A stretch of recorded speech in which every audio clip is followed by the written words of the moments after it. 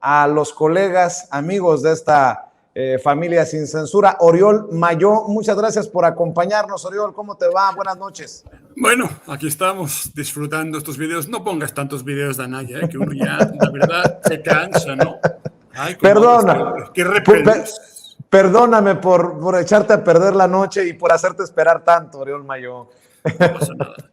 Saludo también a nuestro amigo Miguel Martín Felipe Valencia. ¿Cómo estás, mi querido Miguel Martín? Ya estamos al aire con Miguel Martín.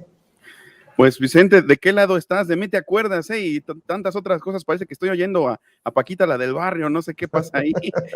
Muy buenas noches a Oriol y a toda la audiencia de Sin Censura. A ver, buenas noches, querido Miguel Martín. Déjame iniciar contigo, Oriol.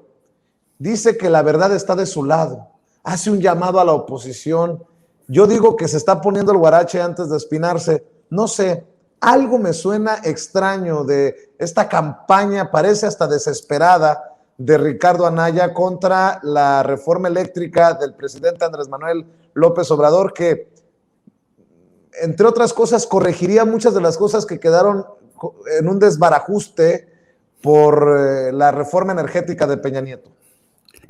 Bueno, son muchas cosas y estamos en plena guerra, como que cada día pasa algo, y en ese sentido, pues su discurso tiene sentido. Como sabemos, pues cobró para una reforma energética que consistía básicamente en que el Estado financiara de forma directa e indirecta, digamos, la inversión privada en renovables a costa, obviamente, de que, digamos, la CFE, digamos, fuera poco a poco hundiéndose.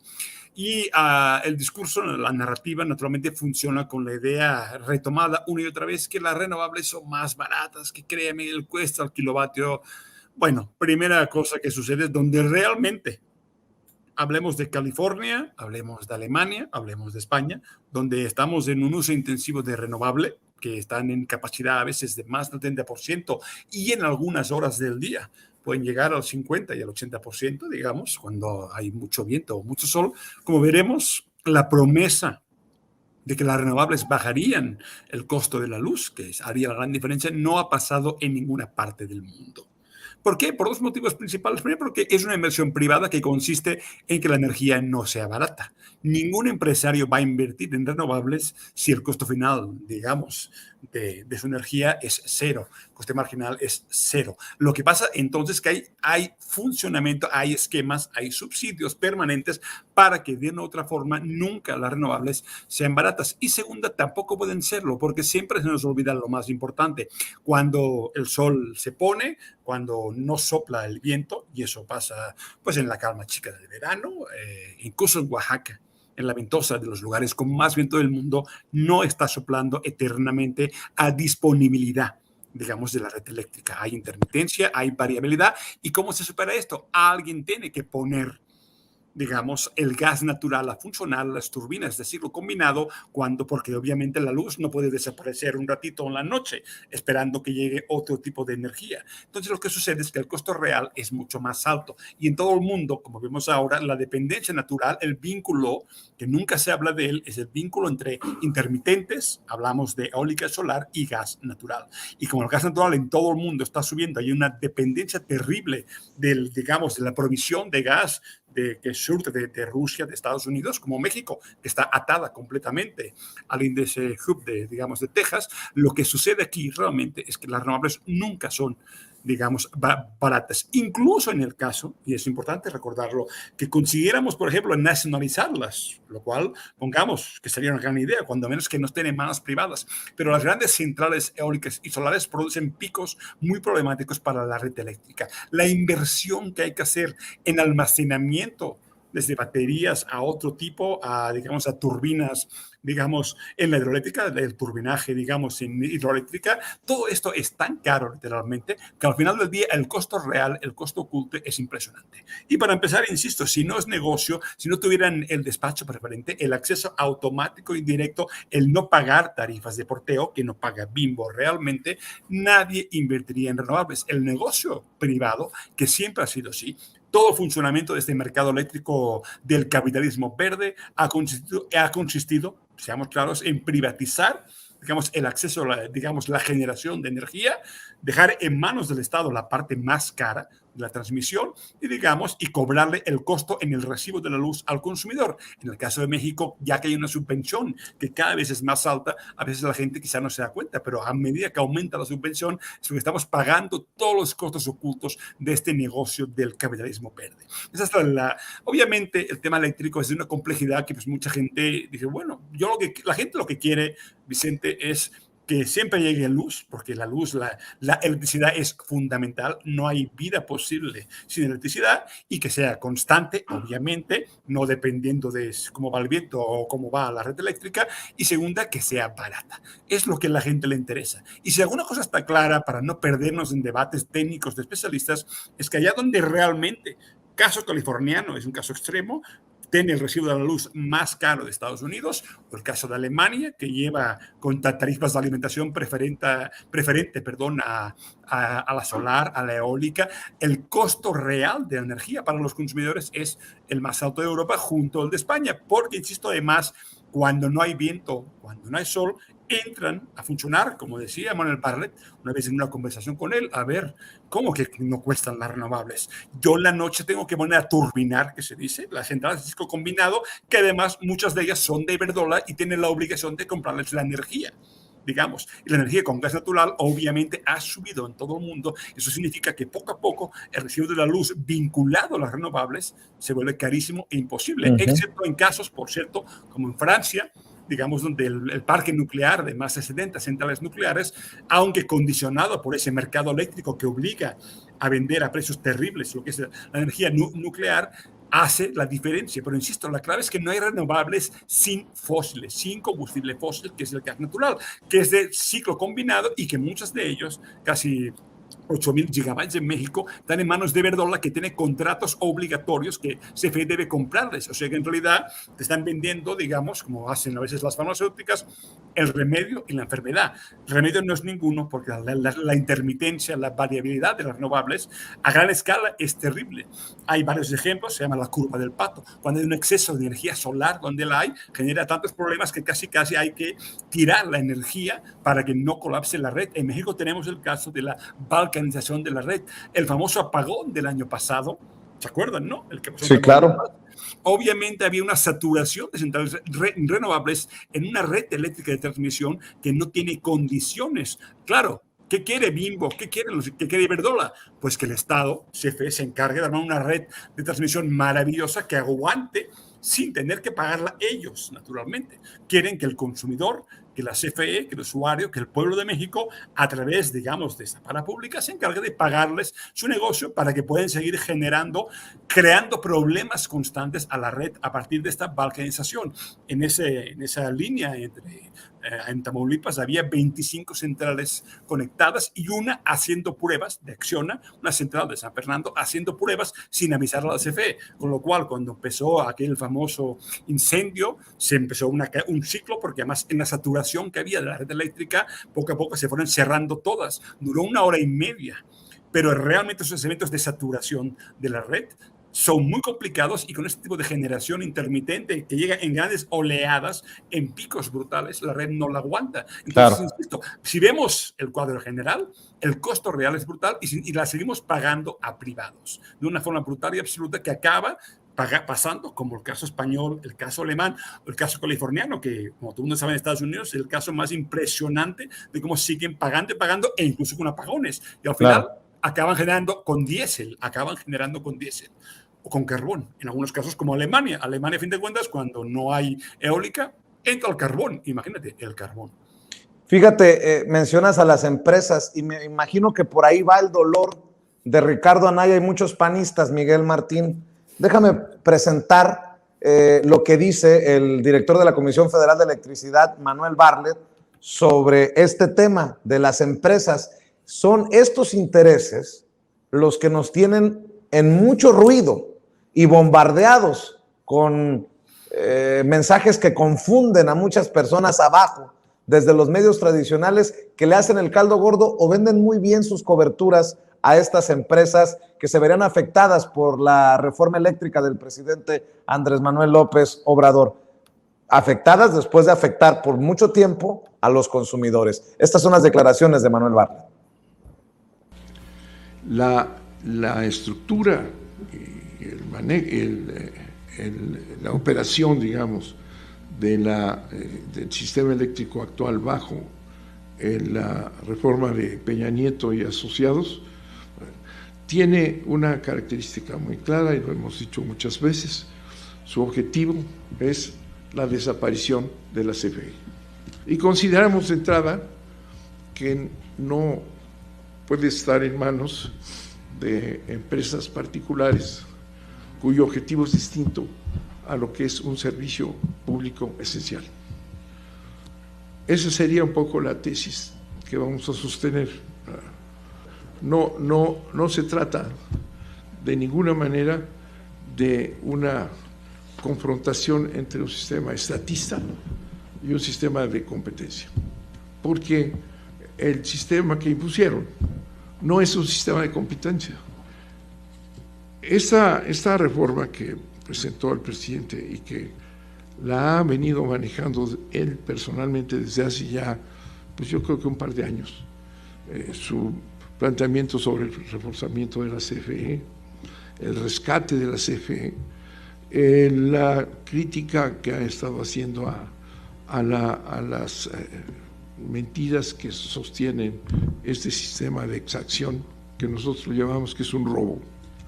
Y un robo es apoderarse de lo ajeno sin tener derecho a ello, ¿verdad? Que no les gusta a quienes están en la oposición a nuestra postura, pero que es verdad, ¿verdad?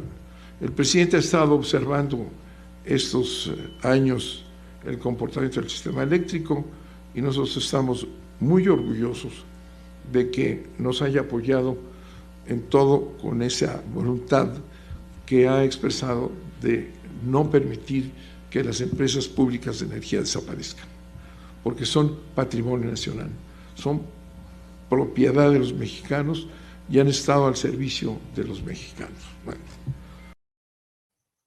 Bueno, pues ahí están las declaraciones de Manuel Bartlett. Miguel Martín, yo te pregunto a ti, ¿a quién le crees? ¿A Ricardo Anaya o a Manuel Bartlett? Bueno, fíjate que Ricardo Anaya pues tiene ahí involucrado su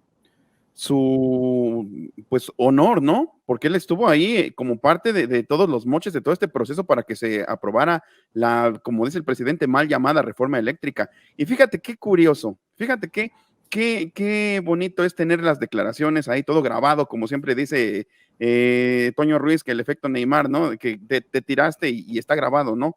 Cómo en todo momento llegan a decir, hay que fortalecer las instituciones.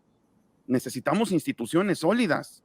El país necesita instituciones sólidas que proyecten hacia afuera unidad, que proyecten que no tenemos un Estado fallido. Y resulta que en estos últimos 2 videos que hace Anaya, pues nos da unas lecciones de neoliberalismo, básicamente. Nos enseña lo bonito que es el neoliberalismo, o lo bonito que sería volver al neoliberalismo, porque pues antes lo tenían pues ya bien ensayado, ¿no? Ya lo hacían a diario en estos espacios de la tele, ¿no? En esos noticieros de los medios corporativos. Y ahora pues como tiene que buscar espacios minoritarios, pues abre su canal de YouTube, donde por cierto dice déjame comentarios, pero los comentarios están desactivados, donde también por cierto las cotas de likes y dislikes no se pueden medir porque también tiene desactivado eso, entonces pues ya de entrada está medio sospechoso como creador de contenido y pues ahora empieza a decir que el país debe funcionar con base en la competencia, con base en meter a nuevos actores, ¿no? Y eso es lo que básicamente pues andan pidiendo por otros lados, otras personas que son de su misma calaña, que es enflacar al gobierno. O sea, antes decían que el gobierno tenía que ser sólido, ¿no? Que todos teníamos que jalar parejo con el gobierno.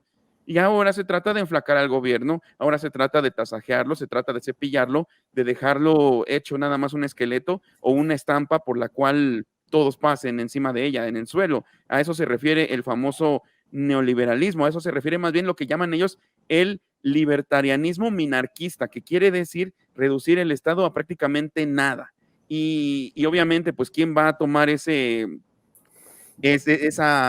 pues digamos, ese hueco del Estado como figura que proyecta autoridad moral, que proyecta autoridad a secas en general, pues simplemente van a ser los empresarios, ¿no? En eso consistía el neoliberalismo. Digo en eso consistía porque creo que en México pues nos habían cortado el proceso para experimentar otro modo de producción, otro modo de orden social también.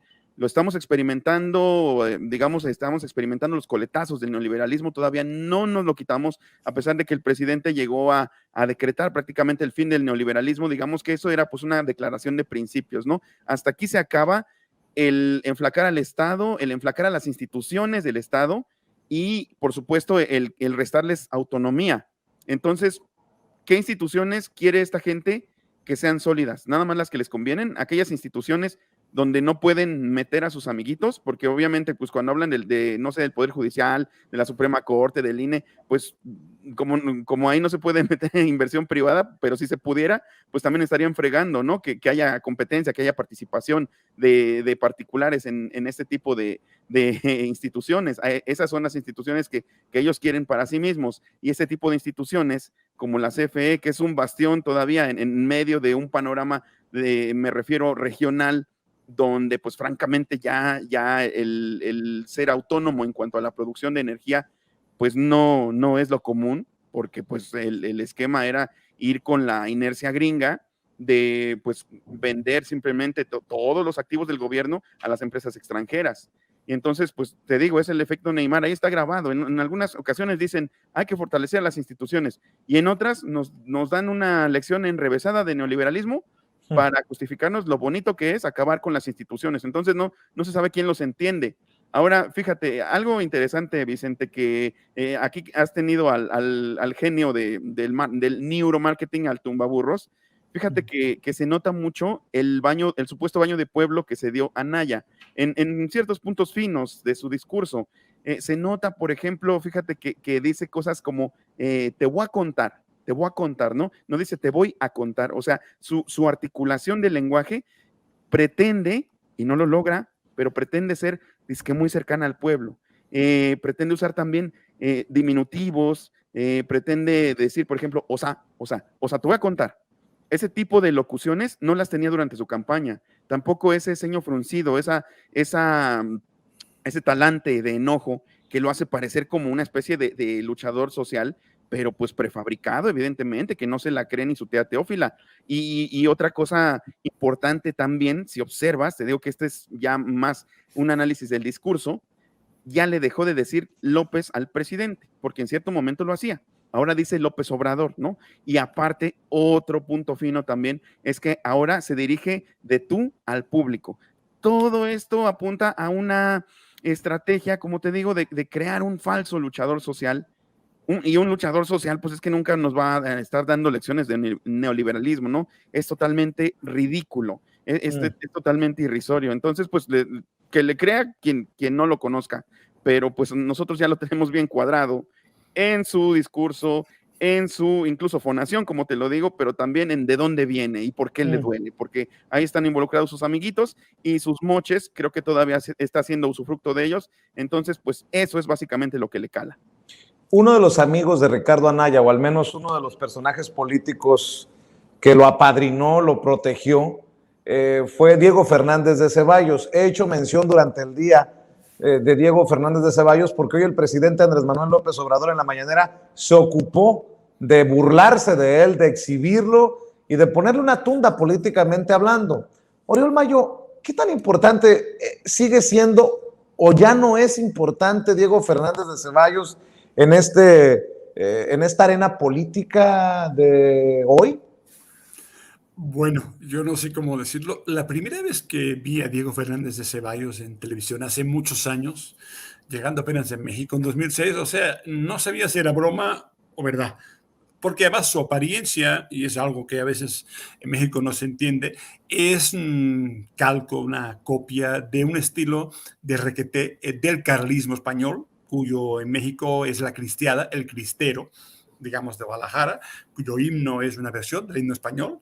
Entonces, su imagen es rancia, antigua, el estilo de impostura hispánica, ibérica. Él casi parecía, si él fuera, sería de Navarra, porque todo el estilo, toda la imitación, yo creo que desde pequeño es un criollo que se la pasa imitando la peor carcundia de España. Entonces yo cuando lo vi me pareció, no sé si era chiste, si era un personaje, no sé, impostado de Jesús Rodríguez o algo extraño, porque parecía parodia de algo, pero de algo español, porque además es un imitador de los peores tics del franquismo español. Pues digo, cuando digo carlista, es la gente que defendía el rey y los fueros, la santa religión, contra el liberalismo, contra la república. Entonces, muy parecido a lo que fue la cristiada en la zona de los Altos de Jalisco, Guadalajara. Entonces, su estilo es brutal. Y luego ya te enteras que es abogado y dices, bueno, pues abogado y ser abogado en ese contexto, sabemos, si algo aprendimos de los abogados, de las sagas de abogados, empezando por los Gómez Mon y tantos otros, o ese bendito que está ahora en prisión,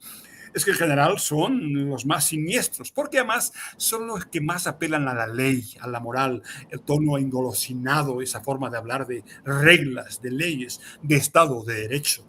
Esas palabrotas copiadas, insisto, de ese estilo hispánico donde hay que impostar la voz para que parezca que lo que se dice es muy serio y muy profundo y es la verdad histórica revelada, pues me parece un chiste. Ese personaje sería un chiste, obviamente, si no tuviera una historia de esas puertas giratorias, directas y constantes entre el poder político y negocios privados, que los abogados, por cierto, representan muy bien, porque están justamente en esa franja de relaciones, de redes, de contactos entre agentes privados y agentes del gobierno que acabarán siendo o son ya agentes de los privados. Esa turbulenta relación entre un Estado que no se respeta a sí mismo, donde estar en el gobierno significaba pasar información para algún día hacer negocios, explica personajes como Diego Fernández de Ceballos. Y obviamente la diferencia es que obviamente está quemado. Si algo aprendimos es que es uno más de la transición mexicana. Es un personaje que quizá tuvo en los 90 cierta fuerza en su discurso, porque al menos era distinto, pues como chiste, pero era distinto su forma de hablar directa y humana. Pero queda claro que a estas alturas del viaje, en el 2021, no creo que... Por eso Obrador se lo toma casi a broma. Es decir, no merece más sus enojos, sus cosas de semen un poco extrañas, casi edípicas o un poco extrañamente homosexuales, quizá, porque hay tono muy extraño ahí, que no se entiende lo que está diciendo, feo y rastrero. En todo caso, más en ver como Obrador también, que realmente ese personaje no tiene sentido hablar de tartufadas y cosas parecidas, es rimbombante, porque no es más que personaje, pero ya no hay fuerza. Realmente, el problema que existe es más interno. A mí me preocupa mucho más Monreal diciendo que Bartlett no debería hablar así. Me preocupa más gente en el Senado que nadie habla de ellos o de ellas, como Gabriela Cuevas, que es de Morena, pero está a punto, como otros personajes, de seguramente traicionar la Cuarta T. Y nomás les doy un dato. Gabriela Cuevas, que empezó odiando a AMLO en 2006, en su timeline de Twitter, no puede evitar la rabia contra Hugo López-Gatell. Y si algo distingue a los panistas de closet antes de convertirse o de volver a su estado natural, es ese odio exacerbado contra López-Gatell. Entonces, diría yo que vayamos viendo, no Fernández de Ceballos, que francamente pues, como Broso, según hacía reír en 2003, pero hace muchos años que prácticamente se ríe su secta y punto. Ya no tiene mayor importancia, nadie lo ve. Diego Fernández de Ceballos pues tendrá su momento tuitero, puede convertirse en influencer, quién sabe si podría darle juego ahí en YouTube o en TikTok, pero lo importante es ver los avisos de Monreal, ver lo que pasó con el Grupo Plural en el Senado, ver cómo acabó Germán Martínez, cómo esa reconversión de panistas del 2018 no terminó muy bien y nos queda, insisto, Gabriela Cuevas, una mujer que odiaba a AMLO con una pasión tremenda en 2006, recuerdo unas entrevistas, unos comentarios, verla en Morena en 2018 me produjo un estado de ¿qué es esto? Y chequen un poquito su timeline y verán que poco a poco puede ser que en la elección, en la reforma eléctrica, en la decisión que se tome en ese Parlamento bicameral, en la decisión final de diciembre, puede ser que gente como ella pues acaben demostrando que nunca han cambiado de partido ni de ideología. Diego Fernández, honestamente, ya casi es para que sigamos haciendo chistes, pero aunque ya la verdad aburridos, porque como todos esos personajes ya pasó su tiempo histórico. Realmente hay que tomárselo como lo que es, un carlista o cristero mexicano, un imitador de lo peor de la hispanidad, y por tanto pues sigamos haciendo chistes, pero insisto, veamos más bien las maniobras, los anuncios que están llegando de los moderados de Morena y de cierta gente que está muy callada, pero que quizás están preparando, digamos, su voto con el frente empresarial, que es un frente brutal, único, que hay que luchar, pero hay que tener en cuenta, vigilar o entender quién está moviendo ciertos peones incluso dentro de Morena. Lo de Diego, insisto, pues sigamos riéndonos. La verdad que este hombre no da para más. Si no da para más Diego Fernández de Ceballos, pregunto, Miguel Martín, ¿cómo entender entonces que el presidente Andrés Manuel López Obrador le ocupe tanto tiempo? ¿Cuál es el mensaje entonces? Pues yo creo que hay que mantener a raya a este tipo de personajes, como bien lo dice Oriol, personajes teatrales, personajes que son muy, muy peculiares, que realmente pues sí te hacen levantar la ceja en algún momento por su peculiaridad. Más, como bien lo dice también Oriol, eso no implica que esa voz impostada o ese igualmente pues clasista dejo de andar citando a los clásicos supuestamente en esto de llamarle tartufo al presidente, implique que realmente está diciendo la verdad, ¿no? Aparte, pues el hombre ya está desbordado en su odio contra el presidente. Vamos a elaborar un poco lo de Tartufo, porque a lo mejor no toda la gente tiene muy claro este personaje o esta referencia. Tartufo, pues es un personaje de Molière, es una obra teatral de Molière. El autor francés que la estrena en 1669, cuando se la autoriza a Luis XIV, ya estaba lista desde 2 años antes. Básicamente, Tartufo pues era un clérigo que se la pasaba dando lecciones de moral, pero que sucumbía ante las tentaciones de la carne. Quería enamorar a la mamá y a la hija de una familia y después se quería quedar con sus bienes. Entonces, básicamente, lo que hacía Molière en este retrato satírico, porque era una comedia, es una obra que se sigue representando, pues era satirizar la doble moral de la iglesia. Entonces, estas personas, quieren decir que el presidente es tartufo, que porque tiene doble moral, pero pues estos otros pues tienen doble, triple y lo que le siga, ¿no? También como dato, por cierto, fíjate que fue precisamente el cura Hidalgo el primero en traducir y en adaptar la obra de Tartufo aquí en México en 1807. Y fíjate cómo es esta gente clasista, ¿no? Que dicen que los chairos no leen, ¿no? Dicen, para esos chairos que no leen, ¿no? Que ellos son poseedores de la verdad, obviamente, estas personas de la derecha, estas personas que salvaguardan las buenas costumbres, salvaguardan la literatura y la cultura. Bueno, pues yo, siendo un humilde periodista de Nesa, le puedo decir que con respecto a Miguel Hidalgo, le digo a Diego Fernández de Ceballos, il fue le premier a faire la traducción y la representación de l'œuvre au Mexique. O sea, le digo en francés que el cura Hidalgo fue el primero en hacer la representación, la traducción de esta obra en México, nomás para que se dé un quemón. Y pues ya para finalizar esta intervención, nada más te diría que mucha gente lo anda queriendo canalizar al psiquiatra, pero yo lo canalizaría más bien con un paleoentomólogo, porque creo que en sus barbas habitan piojos que conocieron al mismísimo Jesucristo. Este loco. Miguel Martín. Ay, Miguel, tus puntadas. A ver, para cerrar, quiero preguntarles, si me permiten, Santiago Nieto hizo declaraciones muy interesantes, que la impunidad es tal vez el más grave problema de México y que si no se acaba con la corrupción política, ojo, que si no se acaba con la corrupción política va a ser imposible serenar a México, hacer de México un país seguro, un país con menos crimen organizado.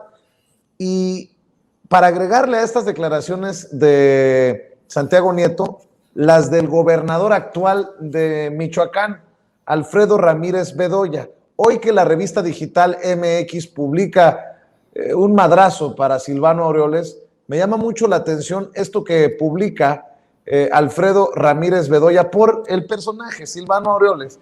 Lo tienen por ahí, compañeros, échenmelo. El tuit de Alfredo Ramírez Bedoya, el gobernador morenista de Michoacán, que habla de cómo las cosas ya cambiaron en aquel estado.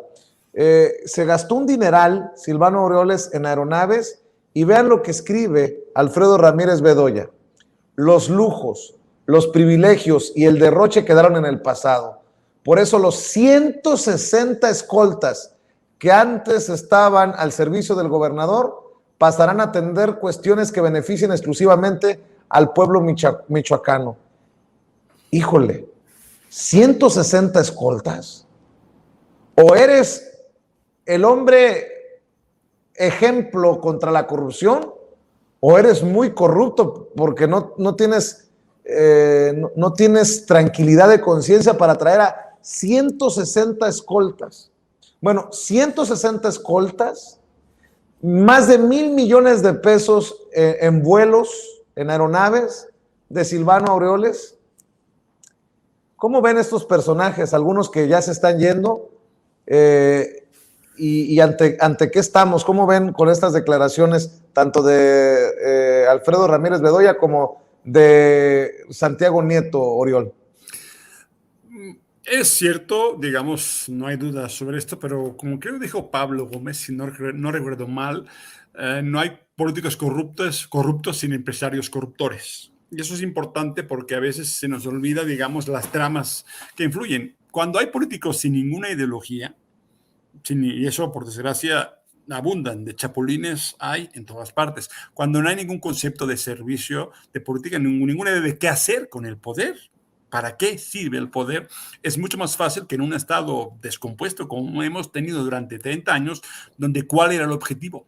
La integración económica, digamos, venderla barata la fuerza de trabajo, digamos, a Estados Unidos, y mientras tanto, digamos, hacer negocios todo el día y, por tanto, permitir que abajo todo también se fuera pudriendo. Entonces, realmente, pues claro, la corrupción se convierte en la lógica elemental del funcionamiento de un sistema que no tiene otra idea. Sí puede haber otra idea, empiezan a cambiar las cosas, pero obviamente los funcionamientos de la justicia, de las fiscalías, de las policías son demasiado complejas y demasiadas veces no funciona. Entonces, realmente, sí, cuando hay un cambio político, hay casos extremos en gobernadores.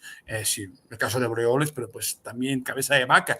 Hubo realmente, a partir, sobre todo de Fox, Calderón, Peña Nieto, el aumento del desparpajo, del cinismo de la clase política se ha resentido de una forma brutal. Y ciertamente aún faltan resultados, porque pues desde Alonso Ancira y Lozoya y lo que sea, aún no encontramos, en algunos casos concretos, pues realmente que la gente vaya a prisión. Eso es cierto, por tanto, estamos aún en un momento que, como sí es cierto, y puede decir Santiago Nieto, si no caemos de cuajo con esta espiral de corrupción, tarde o temprano volveremos a subsumirnos en la corrupción, porque a veces hay personajes claves cuando hablo, también en el gabinete, también en Morena, también en la estructura de la sociedad civil que no es empresarial, que realmente están defendiendo otro proyecto y estamos viendo diferencias. Pero obviamente hay una debilidad porque la estructura del Estado no es este gobierno. Y el debilitamiento real de un Estado que sea capaz de ejercer el derecho, de ejercer para que, digamos, la sociedad y las clases populares puedan vivir una vida digna, eso estamos muy lejos de ello. Estamos en un momento en el cual, pues, una parte de la clase política tiene cierto miedo y, por tanto, una rabia brutal porque siente que están perdiendo el derecho a picaporte, el acceso que les dio siempre el dinero. Y, por tanto, eso incluye a Claudio X González, que se ha convertido casi en el entrenador, en el presidente, en el CEO, digamos, de toda la clase política de este país. Por tanto, esas son las relaciones, el problema. Finalmente, lo más impresionante, y es que acabo, es que Claudio X González, el gran corruptor por familia y por intereses, sigue siendo el hombre que domina la oposición. Por tanto, realmente, si no acabamos con este círculo, nuestras redes será muy difícil pensar que en el siguiente sexenio tengamos la capacidad de seguir o de acabar con un esquema de corrupción que es muy lejano, muy fuerte y que está interiorizado en el mismo Estado. Así es, 160 escoltas tenía Silvano Aureoles en un estado sumido en la violencia, en donde, pues obviamente no tiene escolta el ciudadano de a pie, Miguel Martín. Incluso eso habla de una autoridad moral inexistente de quien gobernaba en Michoacán. Qué bueno que el nuevo gobernador nos está dando muestras de que las cosas van a cambiar o están cambiando ya. Sí, esos faraones se tienen que acabar, ¿no? Esos faraones tienen que ser ya una clase extinta en la política y yo creo que si me apuras también pues en el medio empresarial, ¿no? Precisamente yo creo que la conciencia social se refleja con base en ser cercano al pueblo, en hacer todo lo contrario a lo que precisamente hizo en su momento Silvano Aureoles, que fue, si recuerdas, todo el mundo lo recuerda, pues ese exabrupto, esa represión de un maestro que estaba desarmado, ¿no? Eso que se volvió icónico, que a ese maestro que solo está extendiendo una pancarta llegan y lo empujan, lo increpan, como si realmente tuvieran mucho más que reclamarle a él que al propio Aureoles, ¿no?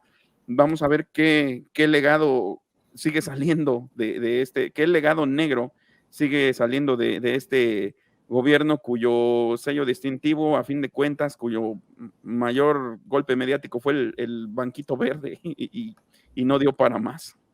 Uf, qué chinga le pusiste para cerrar, querido Miguel. ¿Por qué no cerramos también invitando a la gente a que apoye tu canal de YouTube para que te apoyen en redes sociales?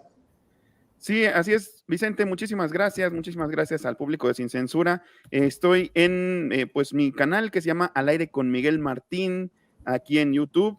Pues hacemos pues muchas cosas, un periodismo variado, obviamente apoyando a la Cuarta Transformación, pero también pues tratando, como decíamos en algunas ocasiones, de hacer una especie de ágora, una especie de crisol cultural. Tenemos un monero incluso, un monero que se hace llamar Monero Simpson, tiene cartones muy, muy interesantes. Creo que ese sí por ahí tenía uno por ahí listo, ojalá lo pudiera poner, creo que ahí andaba. Ahí está. Sí. Diario está sacando cartones bastante pintorescos, bastante buenos. Ángel Padilla 4, está como @Ángel Padilla 4, se hace llamar Monero Simpson en Twitter, ojalá lo puedan seguir, hace un trabajo bastante interesante e ingenioso. También pues en Twitter yo estoy como @Miguel Martín Fe y en Facebook como Miguel Martín Felipe Valencia, que son pues todos mis nombres y apellidos, que son bastantes. Y pues al ratito vamos a estar con Ramiro Padilla precisamente haciendo una inmersión muy interesante en el mundo de Tolkien, de la Tierra Media y el Señor de los Anillos. Muchas gracias por la oportunidad, muy buenas noches a Oriol, a ti Vicente, a la producción y al público de Sin Censura. Muchas gracias, Miguel Martín. Oriol Mayo, ¿por qué no cerramos invitando a la gente a lo mismo, a que te lean, a que te compartan? Pues como siempre en Twitter, @OriolMayo con 2 L's, luego Tiempos de Furia en la Jornada de Oriente, y hoy salió un artículo en la Jornada del Campo, digamos, sobre el nacionalismo energético, que recomiendo si alguien quiere leerlo, en la Jornada del Campo sobre petronacionalismo. Ese soy yo de momento y nos vemos con Miguel, contigo, la próxima semana. Te agradezco mucho, Oriol, te agradezco, Miguel, que pasen excelente noche. Muchas gracias por la generosidad de ambos y la buena vibra para la audiencia de Sin Censura. Gracias por acompañarnos.